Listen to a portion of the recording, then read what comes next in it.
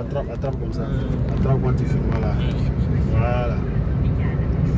Là tu filmes, voilà. Oui.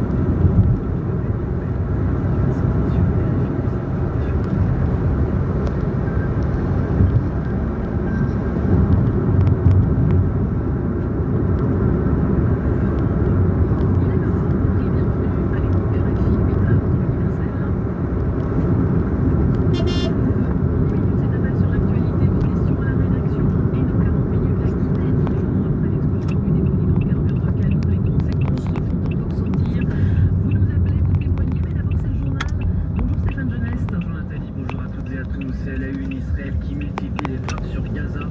La guerre menée par les ténèbres contre le Hamas qui pourrait durer des mois, c'est ce qu'indique le chef de l'armée israélienne. À Gaza, où l'ONU s'inquiète de la situation humanitaire, affirmant que la famine menace l'enclave, Benjamin Netanyahu lui considère qu'il faut poursuivre les combats. On évoquera aussi la situation en Ukraine, puisque la Russie a lancé une nouvelle attaque de drones contre le pays cette nuit. C'est ce qu'annonce Kiev ce matin. Au sommaire également la réponse de l'imam Diko au Mali, accusé de trahison par les autorités de transition après avoir accepté une invitation de l'Algérie comme certains leaders touaregs. Il rejette les accusations de la junte. Et le géant français mis en garde alors que son armée multiplie les frappes sur la bande de Gaza. Ces dernières 24 heures, ce sont plus de 100 cibles du Hamas qui ont fait l'objet de bombardements.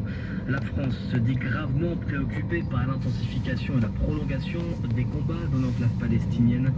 L'armée israélienne qui mobilise plus de 300 000 soldats réservistes, et s'ils sont compensés financièrement en quittant leur travail pour aller combattre, ce n'est pas le cas de leurs épouses qui se retrouvent seules à la maison avec parfois les enfants.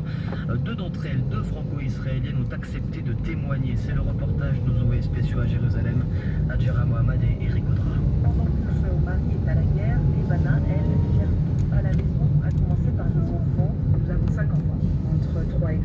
Alors bien sûr, ça chamboule tout parce que en général, il est là le matin, c'est lui qui s'occupe d'eux, de les réveiller, de les habiller. Et donc là, va nous faire les deux jobs, sans oublier son métier d'ingénieur informatique. Ivana a pu passer en télétravail, ce qui n'est pas le cas d'Anaël, mère de 3 enfants. Moi, je suis orthophoniste et je ne suis pas retournée travailler depuis le 7 octobre parce que je ne peux pas tout gérer. Comme je suis à mon compte, ça veut dire qu'on n'a plus de salaire.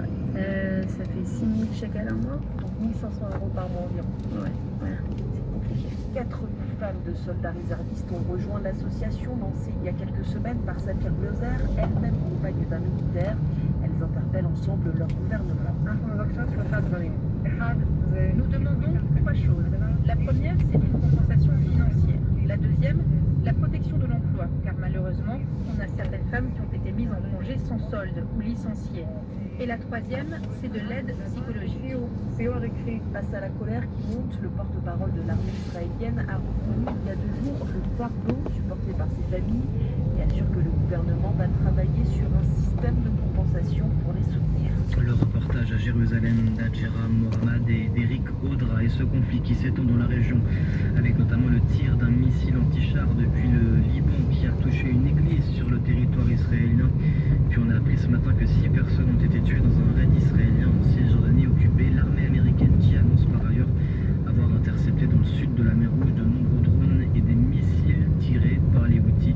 La communauté internationale, elle, qui continue de s'inquiéter, l'ONU qui estime qu'une famine est proche à Gaza, les Nations Unies qui annoncent la nomination également d'une coordinatrice de l'aide humanitaire et de la reconstruction à Gaza. Il s'agit d'une ministre néerlandaise. La situation en Ukraine à présent à 9h04.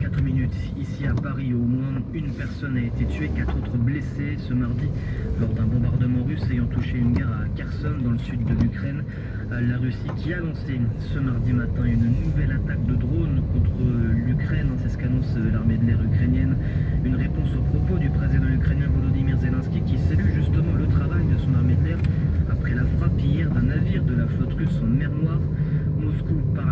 dégâts. L'armée ukrainienne, elle, assure avoir détruit ce navire qui transportait, selon elle, des drones de fabrication ukrainienne. Une information qui est difficile pour autant à confirmer.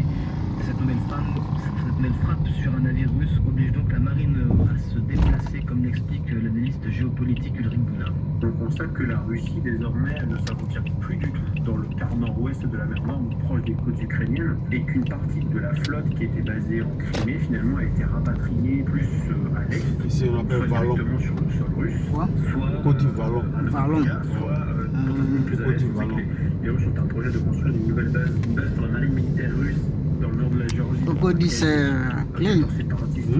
Ici c'est clean. Là c'est clean. C'est pas sale. Non, beaucoup de personnes. Non, ça c'est pâté de bosse. Sur les différents ports que les Russes tiennent à contrôler.